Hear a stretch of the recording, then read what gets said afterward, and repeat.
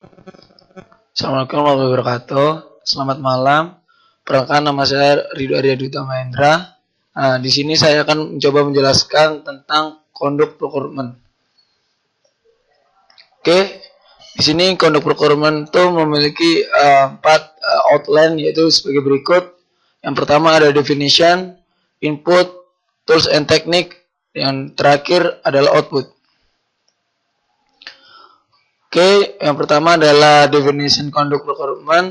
Conduct procurement adalah proses mendapatkan respon penjual, memilih penjual, dan pemberian kontrak. Selanjutnya ada conduct procurement inputs. Yang pertama ada procurement management plan. Procurement management plan adalah suatu rencana pengadaan yang menjelaskan bagaimana suatu proses dapat dikelola dari pengembangan dokumentasi dan pengadaan melalui penutupan kontrak. Selanjutnya ada procurement documents. Procurement document sendiri yaitu adalah suatu dokumen pengadaan yang memberikan jejak audit untuk kontrak dan perjanjian lainnya. Yang ketiga ada source selection criteria, yaitu suatu kriteria pemilihan sumber yang mencakup informasi tentang diperlukannya tanggal, kemampuan, kapasitas, pengiriman pemasok, biaya produk, biaya siklus hidup, keahlian teknis, dan pendekatan kontrak. Yang keempat ada seller proposal. Proposal penjual yang disiapkan dalam menyiapkan paket dokumen pengadaan dan membentuk informasi dasar yang akan digunakan oleh badan evaluasi untuk memilih satu atau lebih terhadap suksesnya penawar. Yang kelima ada project dokumen. Dokumen project yang sering dianggap kontrak yang terkait risiko dalam pengambilan keputusan termasuk dalam data risiko. Yang keenam ada make or buy decisions, yaitu suatu organisasi akan memberikan pengadaan barang atau jasa untuk menganalisis kebutuhan, mengidentifikasi sumber daya, dan kemudian membandingkan strategi pengadaan saat memutuskan untuk pembelian produk. Faktor-faktor yang mempengaruhi make atau pemilihan keputusan ini yaitu ada kemampuan inti organisasi, nilai yang disampaikan oleh vendor untuk memenuhi kebutuhan, risiko yang terkait dengan memenuhi kebutuhan dengan cara yang hemat, dan yang terakhir ada kemampuan internal dibandingkan dengan komunitas vendor. Ya, selanjutnya ada procurement statement of work, yaitu suatu pernyataan pengadaan pekerjaan menyediakan pemasok dengan suatu yang jelas dengan tujuan, persyaratan, dan hasil yang didapat untuk memberikan respon yang terukur. Ya, yang terakhir yaitu organisasional proses aset, yaitu suatu elemen aset proses organisasi yang dapat mempengaruhi perilaku tersebut, yaitu proses pengadaan, meliputi sebagai berikut. Yang pertama ada daftar calon dan yang berkualitas, informasi tentang pengalaman masa lalu dan perjanjian sebelumnya. Oke, selanjutnya kita akan membahas tentang conduct procurement tools and techniques. Yang pertama ada bidder conference, yaitu suatu pertemuan antara pembeli dan semua calon penjual sebelum mengajukan tawaran atau proposal.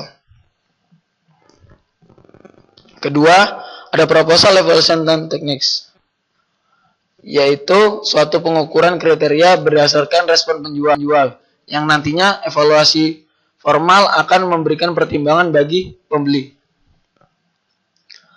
Yang ketiga ada independent estimates, yaitu memperkirakan biaya secara mandiri maupun memiliki perkiraan secara profesional menggunakan konsultan dari luar sebagai patokan, usulan, atau gambaran biaya ke depannya.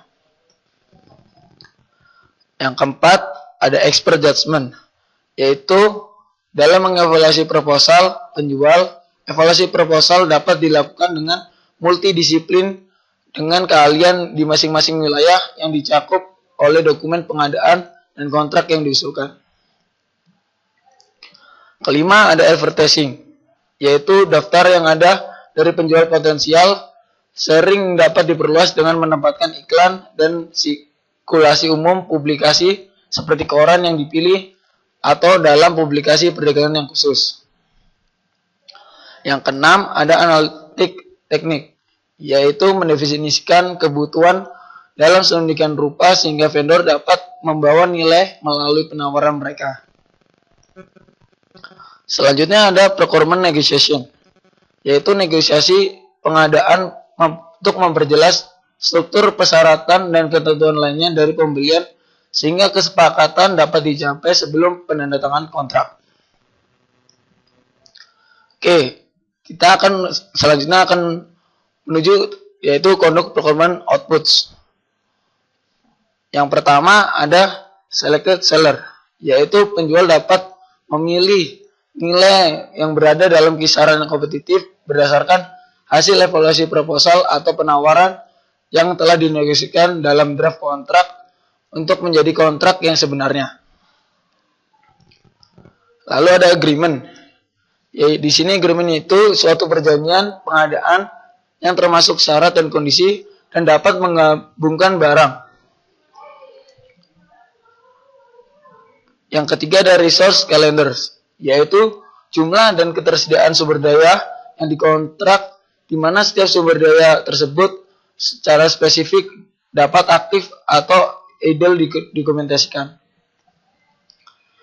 Yang keempat ada change request, yaitu mengubah permintaan untuk rencana manajemen proyek, rencana anak perusahaan, dan komponen lainnya diproses untuk diperiksa dan diproseskan melalui proses integrated change control. Yang kelima ada project management plan update, yaitu rencana manajemen proyek yang dapat diperbarui meliputi dan tidak terbatas biaya awal, cakupan awal, dan jadwal awal, serta rencana pengelolaan komunikasi dan pengelolaan pengadaan. Yang keenam yaitu ada project document update, yaitu suatu dokumen yang diperbarui meliputi beberapa persyaratan dokumen persyaratan yang ditelusuri, mendaftar risiko dan stakeholder yang terdaftar. Oke, sekian dari saya. Terima kasih. Assalamualaikum warahmatullahi wabarakatuh.